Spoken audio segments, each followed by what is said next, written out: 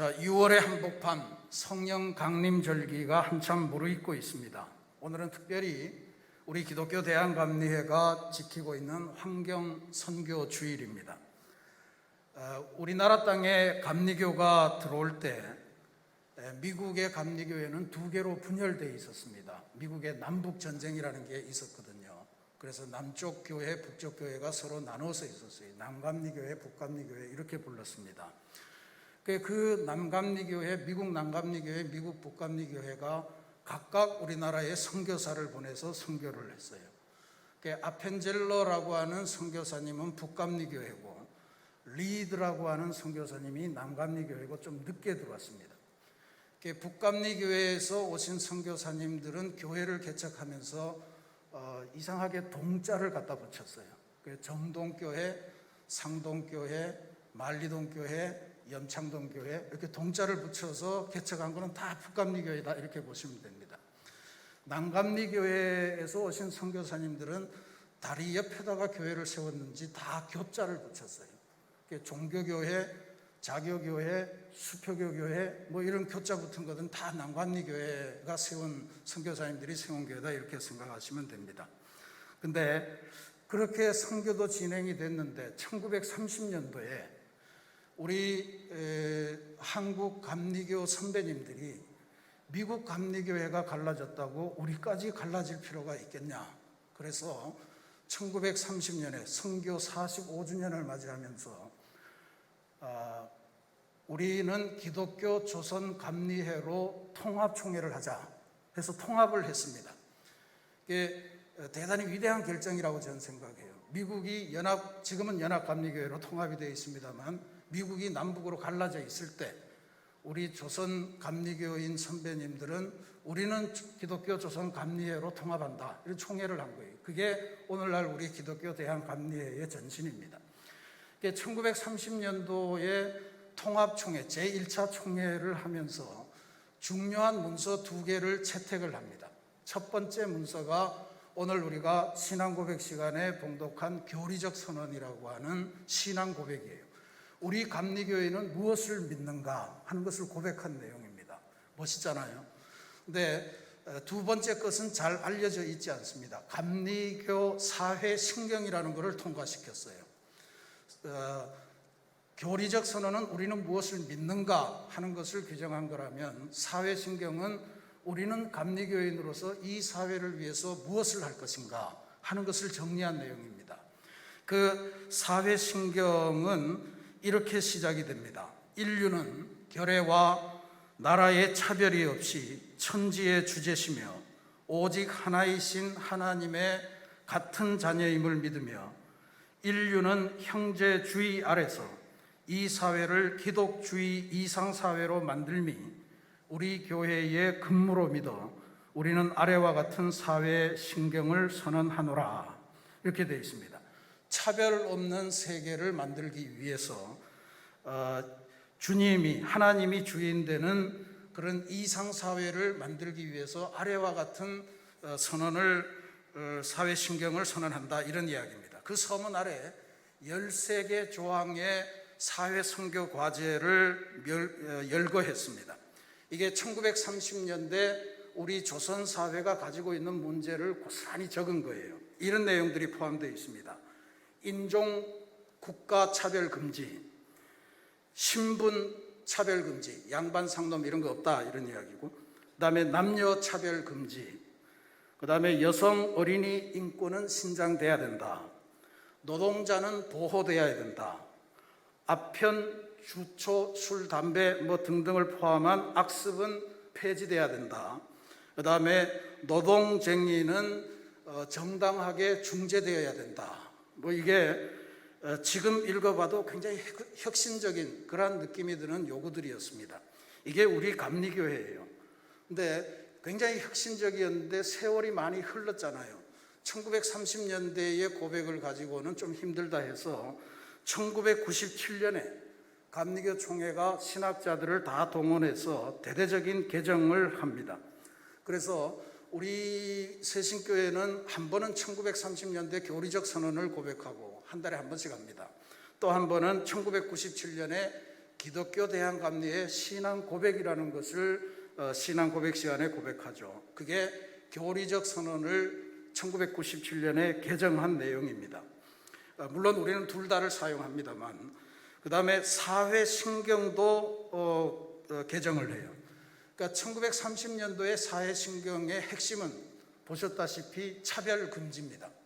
어떤 형태도 하나님의 백성은 차별받지 않아야 된다 하는 것이 핵심이었는데 1997년 개정판에서는 1번이 바뀝니다. 1번이 하나님의 창조와 생태계의 보존을 위해서 우리는 기도한다 이렇게 되어 있습니다. 그러니까 하나님의 창조와 생태계 보존이 감리교의 사회선교 실천의 넘버원이다 이 이야기죠. 그러니까 이러한 변화에 발맞추면서 제정된 것이 바로 6월 달에 오늘 환경선교주일입니다. 실제로 세상에서도 6월 5일이 세계 환경의 날입니다.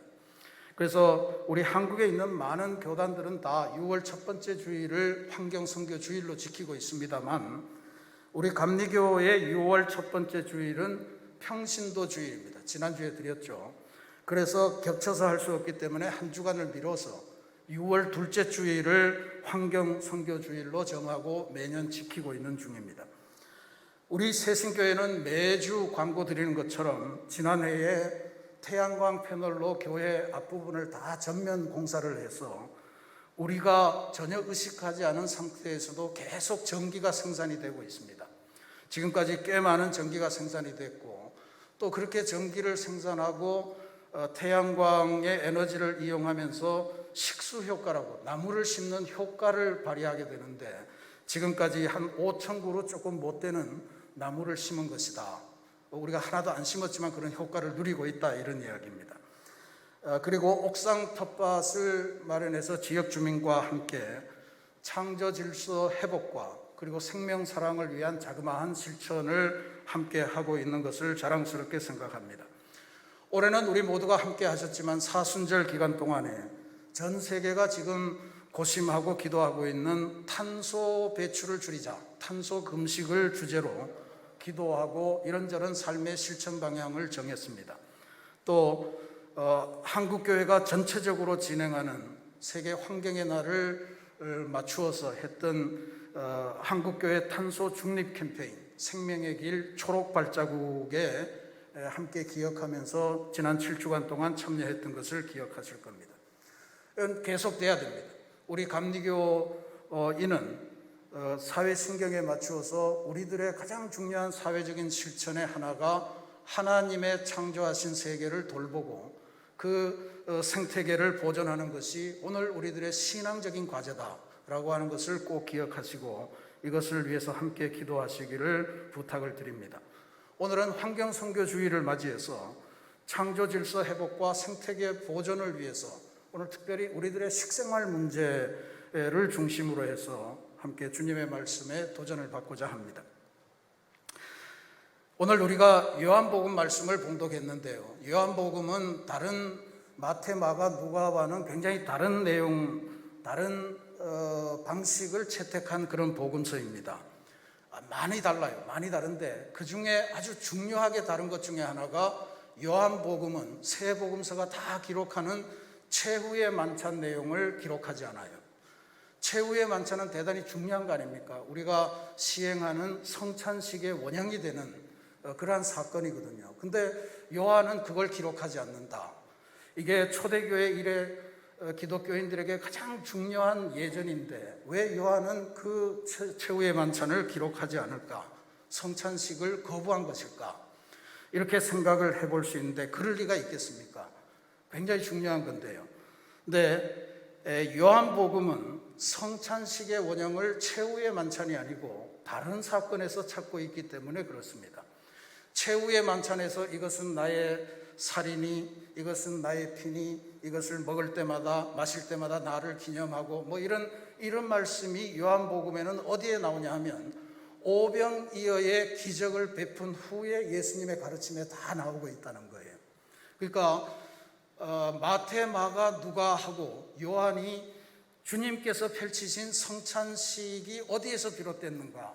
하는 것을 이해하는 시각이 다르다라고 하는 것을 우리가 기억할 필요가 있습니다. 요한은 성찬식은 예수님께서 광야에서 남자 어른만 5,000명, 그러니까 여성 어린이 다 하면 한 2만 명 정도 되는 그 무리들을 먹이시는 과정이 바로 성찬식이다, 이렇게 이해를 하고 기억을 하고 고백을 하는 거다, 이렇게 볼 수가 있습니다. 실제로 지금 이 6장 말씀은 6장 초반부에 5,000명을 먹이신 이 기적이 나온 다음에 그걸 가버나움 회당에서 가르쳐 주신 내용이거든요. 거기 보면 53절에 인자의 살을 먹지 아니하고 인자의 피를 마시지 아니하면 너희 속에 생명이 없느니라. 54절에 내 살을 먹고 내 피를 마시는 자는 영생을 가졌고 마지막 날에 내가 그를 다시 살리리니. 55절에 내 삶은 참된 양식이요 내 피는 참된 음료로다. 56절에 내 살을 먹고 내 피를 마시는 자는 내 안에 거하고 나도 그의 안에 거하나니. 또 영원히 살리라. 이게 성찬식에서 행하는 기본적인 예수님의 말씀이 다 여기에 지금 포함이 되어 있는 거예요. 그래서 요한복음은 성찬식의 기원을 오병이어의 기적, 광야에서의 예수님의 그 어마어마한 식탁, 거기에서 찾고 있다는 것을 꼭 기억하시기를 부탁드립니다. 그리고 이 오병이어의 기적을 성찬식의 원형으로 본다는 그 요한의 관점을 기억한다면 우리가 놓치지 말아야 될 것이 있습니다. 그것은 주님의 성찬식은 예수님을 따르는 무리들의 식사와 관련되어 있다고 하는 이야기예요. 마태나 마가나 누가도 물론 식사로 이야기하지만 굉장히 기념식의 의미가 강합니다. 상징적인 표시로 떡을 떼고 잔을 돌리고 이렇게 하는 건데, 지금 요한복음에서는 완전히 식사예요. 식사의 현장입니다. 그러니까 성찬식이라고 하는 것이 단순히 예수님의 죽음을 기념하고 하는 것만이 아니고 예수님께서 무리를 살리기 위해서 먹이시는 것이다 라고 하는 것이 요한의 관점이라고 하는 거예요. 그래서 성찬식이 물론 예수님의 죽음을 기념하고 예수님과 우리가 살과 피로 신비적으로 하나가 되고 이런 의미를 갖고 있지만, 중요한 것은 성찬식이라고 하는 걸 통해서 요한은 무리가 예수님이 주시는 음식을 통해서 살아났다, 배불렸다 라고 하는 것을 강조한다는 것을 기억하셔야 됩니다. 실제로 초대교회는요, 성찬식을 오늘 우리처럼 진행한 것 같지는 않아요. 우리처럼 요만한 걸 먹은 게 아니고 실제로 파트락이라고 그러죠. 자기 음식을 다 가져와서 그걸 함께 예배 시간에 나누어 먹는 것을 떡을 뗐다, 이렇게 표현을 한 거예요. 그래서 초대교회 예배 순서를 연구해 놓은 걸 보면 예배 시간 안에 식사 시간이 따로 있었어요. 그 식사 시간을 애찬, 사랑의 음식, 아가페 밀 이렇게 불렀던 거예요. 그러니까 오늘은 우리 이거 두 개를 분리하잖아요. 여기서 예배 드리고 밑에 가서 애찬을 하고 그렇게 해서 분리되는데, 초대교회는 하나가 돼 있었다. 초대교회 성찬은 성도들의 식사였다라고 하는 점을 우리가 꼭 기억하셔야 됩니다. 더군다나 그 식사는 예수님을 잘 믿는 사람들뿐만 아니고 가난한 사람, 못 배운 사람 모두가 상관없이 함께 음식을 나누는 그 사건이, 주님의 이름으로 나누는 그 사건이 바로 요한이 기억하는 성찬식이었다 하는 것을 기억할 필요가 있습니다. 우리 새신교회가 매월 첫날, 지금은 코로나 때문에 못합니다만 초하루에 성찬 새벽 기도회를 진행하고 거기에서 초하루 생명 살리기 헌금을 들여서 우리 지역 사회에서 정말 힘이 들어서 어려워서 진료를 받지 못하거나 삶의 어려움을 겪는 이들을 위해서 헌금을 하는 그런 시간이 있는데, 이것은 저는 요한복음이 기억하고 있는 성찬식의 원형을 잘 따르는 그러한 예전이다, 이렇게 믿고 있습니다. 성찬식의 한 의미가 성도들의 공동 식사였다면, 우리들은 오늘 그리스도인들의 바꿔서 이야기하면요, 우리가 일상적으로 진행하는 식사, 이것이 영적으로 보면 하나님이 우리에게 베푸시는 성찬식이다라고 하는 점도 기억하셔야 된다고 하는 것을 여러분에게 권면해 드립니다. 기독교는 먹는 것을 대단히 소중하게 생각합니다. 그리고 먹는 거는 우리 기독교인뿐만 아니고 인생에서 대단히 즐거운 일이고 중요한 일이죠. 그리고 없어서는 안 될 일이 아닙니까? 근데 이런 생각은 한번 해볼 필요가 있어요. 혹시 내가 받는 이 식탁을 통해서 누군가가 파괴가 되고 있다면, 내가 받는 이 식탁을 통해서 하나님이 창조하신 세계가 혹시 파괴되고 훼손되고 있다면 어떡할까? 그러면 당장에 바꿔야 되겠죠. 식단을 바꾸고 식탁을 갱신해야 되는 과제가 우리에게 있는 것입니다. 우리들의 식생활, 인간들의 식생활이 지구의 삶과 인류의 삶을 파괴하고 있다고 경고하고 있는 유명한 책이 하나 있습니다. 미국의 아주 저명한 미래학자인 제레미 리프킨이라고 하는 사람이 있는데, 그분이 쓴 육식의 종말이라고 하는 책입니다. 육식의 종말. 이 제레미 리프킨은 이 책을 통해서 오늘날 서구인들이, 우리 아마 선진국 사람들도 포함되고 대한민국 사람도 포함될 수 있을 것 같습니다. 서구인들이 너무 과도하게 육식 생활을 하면서 지구의 삶과 인류의 삶이 파괴되고 있다고 그렇게 단언하고 있습니다. 이분은 이 책에서 이런 질문을 해요. 아프리카 대륙을 가보면 아주 검붉은 흙이 굉장히 비옥한 토양을 가지고 있는데 왜 거기 사는 사람들은 전부 다 가난하고 영양실조 걸리고 결핍돼서 비쩍 마르고 막 눈이 튀어나오고 이럴까 하는 질문을 던집니다. 그 질문에 답하는 과정이 이 책의 내용이에요. 아주 핵심적으로 들고 있는 게 소입니다. 소가 그냥 집에서 기르다가 이렇게 돼서 먹고 이런 시스템이 아니고, 소가 상품으로 변하기 시작하면서 문제가 시작됐다는 거예요.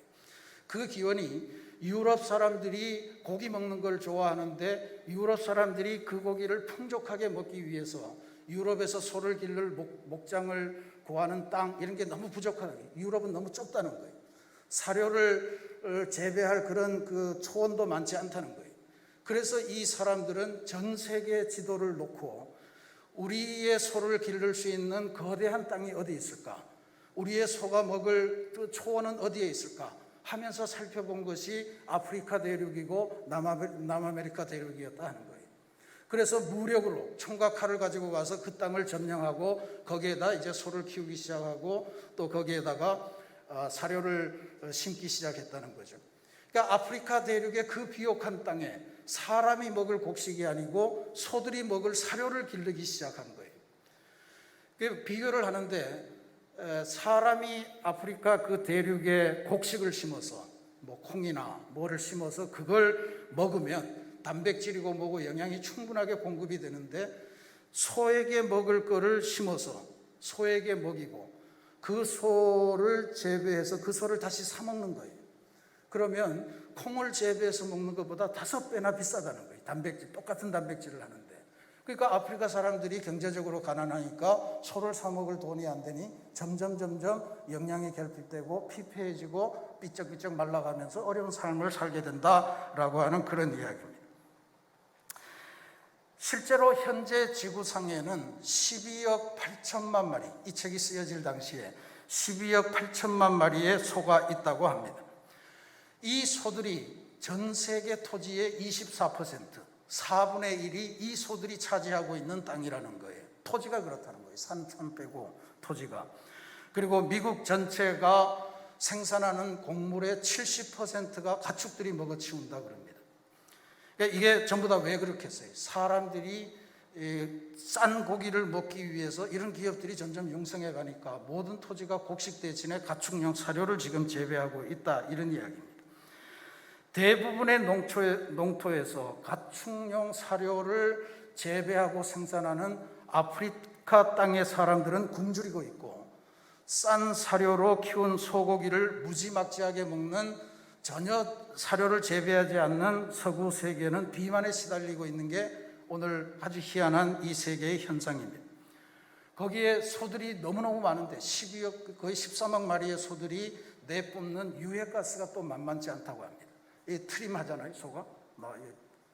대책임질 하면서 트림하고 방귀 끼고 그 다음에 배설물 내보내고 한데, 이런 데서 메탄가스가 어마어마하게 나와서 그게 지구온난화의 중요한 한 원인이 되고 있다. 또 이 소를 그냥 먹을 수 없잖아요. 데피고 굽고 하는 속에서 또 탄소가 발생해서 그것이 지구를 온도를 올리는 그런 원인이 되고 있다는 거죠. 그렇게 해서 전 세계에서 초원이 사라지고 대지가 이런 배설물들로 인해서 오염되고 황폐되고, 그 다음에 기후가 더워지니까 기후의 변화가 오고, 또 육류를 섭취하면서 사람들은 성인병에 시달리면서 이렇게 저렇게 인류의 건강에도 적신호가 켜지는 그런 현상이 생겨난 것이 바로 오늘날의 현상이다, 이렇게 이제 진단을 하는 거죠. 제레미 리프킨이 특별히 주목하는 문제는 햄버거를 비롯한 소위 말하는 인스턴트 패스트푸드점의 만연이다, 이렇게 이야기를 합니다. 미국만 예를 들면 매일 1억 명의 미국 사람들이 햄버거를 비롯한 패스트푸드로 식사를 해결하고 있다고 하는데, 햄버거 이 속에 있는 패티라고 그러죠. 고기, 이렇게 고기 그 빈대떡 같은 거, 그거 하나를 만들려면 우리 평수로 3평 정도의 풀을 소가 먹어야만 그런 게 생산이 된다고 그러네요. 그러니까 1억 개의 햄버거를 먹는다 그러면 뭐 얼마나 많은 그 풀을 먹어야 되는 거예요. 그리고 또 풀은 또 자라려면 시간이 걸리잖아요. 그럼 또 다른 땅을 찾아서 또 먹어야 되고, 이렇게 해서 점점 열대우림의 초원의 풀들이 사라지고 있는 것, 그것이 오늘 우리 세계의 문제입니다. 그래서 이분은 이 책을 통해서 인류가 지금 당장 육식의 종말을 선언하지 않으면 인류가 종말을 당하게 될 거다, 이렇게 경고하고 나섭니다. 그래서 육식의 종말을 선언하고 인류의 미래를 지켜나갈 것인가, 아니면 육식을 즐기면서 계속해서 인류의 위기를 초래하면서 멸망의 길로 갈 것인가, 지금 인류는 기로에 놓였다, 이렇게 진단하고 있는 것입니다. 소를 좋아하는 우리로서는 대단히 안타까운 일입니다. 그래도 좀 먹을 때마다 생각은 해봐야 되겠어요. 이와 관련해서 우리가 지구상의 생명체와 관련하여 꼭 생각하고 성찰해야 될 내용이 있습니다. 우리말에 소, 돼지, 양, 닭, 이런 거는 전부 다 살아있는 생명체를 가리키는 말입니다. 근데 이게 고기로 변화되면, 그러니까 식용으로 변화되면 거기에 고기가 붙어요. 소고기, 돼지고기, 양고기, 닭고기, 이렇게 되잖아요. 그러니까 우리 용어 자체에서 생명체와 식용은 완전히 분리가 돼요. 영어도 비슷해요. 영어도 소를 나타내는 단어는 cow, ox 이런 단어가 있지만 그게 식용 고기로 바뀌면 beef 이렇게 되잖아요. 돼지는 pig라고 하는데 살아있는 거는 이게 고기로 바뀌면 pork가 돼요. 양도 살아있는 거는 다 lamb 이렇게 부릅니다. 근데 식당에 가서 양고기 달라고 lamb 달라고 그러면 안 됩니다. 산고기 받아서 그거 어떻게 하겠어요? 고기로 변화된 양고기를 영어로는 머튼이라고 그래요. 그리고 닭도 마찬가지죠. 헨 이런 닭을 지칭하는 그런 단어들이 있는데 그게 고기로 바뀌면 치킨이 되잖아요.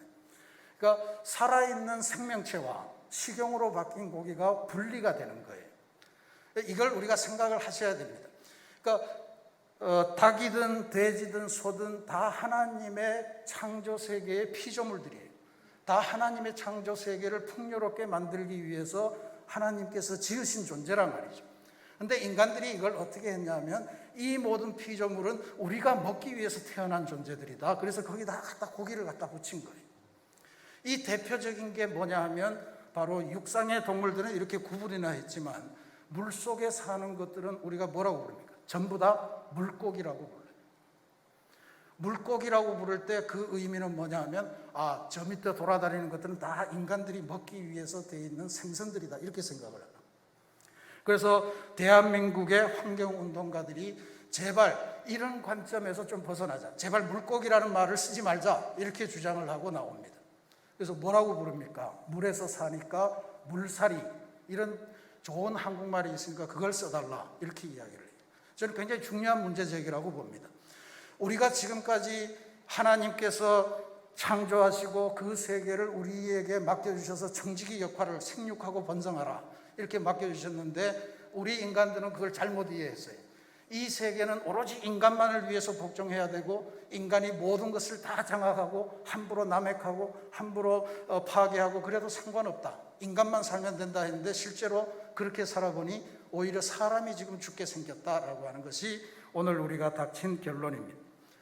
그러니 우리가 이 이 하나님의 창조 세계의 청지기로 부름받았다면 이제는 이 세계에는 인간이 가장 우수한 존재이고 그 인간을 위해서 모든 피조물이 복종해야 된다, 이런 생각을 이제는 조금씩 내려놓으셔야 되는 것 같습니다.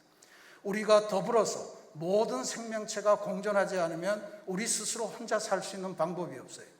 먹이 사슬이 바뀌면 사람이 당장 고통받잖아요. 아프리카 사람들이 그냥 땅에서 농사지어서 먹으면 충분히 잘 살 수 있는데 그거를 소에게 먹이고 그 소를 갖다 먹으니까 그게 안 되는 거잖아요. 먹이 사슬이 바뀌고 생태계가 바뀌면 사람이 고통을 당하게 돼 있다는 것을 오늘 우리가 분명히 확인하고 있습니다. 그래서 모든 생명체의 시각에서 모든 생명체는 하나님의 목적을 가진 피조물이다 라고 하는 이 생각을 가지고 생명체를 대하는 훈련을 이제 해야 될 줄로 믿습니다. 예수님의 성찬식, 광야에서 펼쳐진 오병이어의 이 위대한 성찬식은 바로 그 의미를 의미합니다. 이 자리에 참여한 모든 사람이, 모든 생명체가 하나님의 생명을 누리는 거다. 나는 하늘에서 내려오는 생명의 떡이다. 나를 먹으면 영원히 죽지 않는다 라고 하는 이 선언이에요. 지금 우리가 그 이야기를 그대로 답습할 수는 없지만 우리는 예수님이 아니니까. 근데 예수님의 이 말씀은 분명히 기억하셔야 됩니다. 오늘 우리가 대하는 매일의 식탁을 통해서 나는 하나님의 창조를 회복하는 일에 쓰임을 받고 있는가, 아니면 하나님의 창조를 파괴하면서 내 즐거운 식욕을 채우고 있는가, 기억하셔야 됩니다. 판단을 하셔야 되고 성찰하셔야 됩니다. 사랑하는 우리 새신교회 성도 여러분, 환경 선교주의를 맞이하면서 오늘 우리들의 식생활을 통해 하나님의 창조 질서의 회복을 한번 고민해보는 그러한 계기를 만들어 가시기를 부탁드립니다. 물론 다 채식주의자가 될 수 없습니다. 그리고 아직도 세계에서는 인류는 여전히 가난으로 인해서 영양실조가 문제가 되는 사람들이 많고, 불평등의 문제로 인해서 고기 한 번씩 먹어봤으면 좋겠다 하는 소원을 가진 사람들도 많으니까 육류의 섭취가 필수적입니다. 그런데 그렇다고 해서 인간의 먹잇감으로 모든 생명체를 그렇게 의미를 규정해버리는 것, 혹은 인간이 먹기 위해서 생명체를 만들어가는 것은 죄악이라고 하는 사실을 분명히 기억하셔야 됩니다. 제가 언젠가 전북 익산에 있는 우리나라의 유명한 닭공장을 견학한 적이 있고 깜짝 놀랐습니다. 정말 최신 시설인데 하루에 50만 마리의 산닭이 들어가서 조리 직전에 그 벌거벗은 하얀 닭으로 딱 만들어진 거예요. 돌아가면 되는 거예요. 하루에 50만 마리. 저 닭이 어디에서 왔을까? 우리가 알고 있는 마당에 뛰어다니던 그 닭들이 아니에요. 처음부터 닭공장에 보내지기 위해서 태어난 그러한 닭들이 거기로 가는 거더라고요. 그러니까 그것은 죄악이다. 그것은 죄악이다. 하나님은 우리에게 모든 것을 다 주시고 함께 누리라고 하셨지만 사람이 자기의 쾌락을 위해서 생명체의 운명을 함부로 다루는 것은 죄악이라는 사실을 분명히 깨쳐야 할 줄로 믿습니다. 그런 의미에서 나는 하늘에서 내려온 생명의 떡이라 하신 주님의 오병이어의 기적은 오늘 우리 모든 인류에게 여전히 중요한 선언이고, 우리들에게 진짜로 지금 이루어져야 될 그러한 식탁의 내용을 규정하는 것이라 그렇게 볼 수 있습니다. 주님께서 마련해 주신 식탁은 모든 사람을 살리는 식탁이었습니다. 저는 21세기에 주님께서 이 땅에 다시 오셔서 오병이어의 기적을 다시 베푸신다면 그 자리에는 사람만 있지 않을 거라고 믿습니다. 사람뿐만 아니고 거기에는 모든 하나님이 창조하신 이 땅의 생명체들이 다 모여서 하나님이 우리에게 주신 생명을 함께 누리고 함께 기뻐하며 즐거워하는 그런 축제가 열리리라 그렇게 믿습니다. 이제 우리는 주님의 거룩한 밥상이 우리는 물론이고 교회 바깥의 사람들도 살려내고 나아가서 이 지구상에 있는 모든 생명체들을 살리는 원칙이 됨을 다시 한번 깨달아야 할 줄로 믿습니다. 거듭 바라기는 우리 새신교회가 이런 면에 대해서 민감한 영적인 의식을 갖고 하나님의 창조 세계를 살리기 위해서 나는 어떤 삶을 살고 있는가, 내 식생활은 하나님의 창조 세계를 살리고 있을까? 아마 대부분 그렇지 못할 거라고 봐요. 우리는 살아가는 자체가 탄소를 배출하고 전부 다 이 제레미 리피크는 그걸 엔트로피 법칙을, 사람은 살면서 계속 쓰레기만 만든다, 이렇게 이야기를 해요. 이게 우리는 그렇지만 그래도 생각하면서 하나님의 창조 질서를 회복하면서 그렇게 만들기 위해서 살아가는 그러한 그리스도인, 그래서 지구를 살리기 위해서 애쓰고 기도하며 우리들의 욕망을 줄이고 하는 그러한 그리스도인들의 공동체가 되기를 간절히 소망합니다. 지구상의 모든 사람들에게 주님의 식탁을 제공하고 나아가 지구상의 모든 생명체의 창조의 의미를 깊이 인식하고 모든 생명체가 더불어 사는 아름다운 생명 공동체로서의 지구를 이루는 일에 헌신하고 위해서 기도하는 그런 아름다운 교회와 성도들이 되시기를 주님의 이름으로 축원합니다. 같이 기도하겠습니다.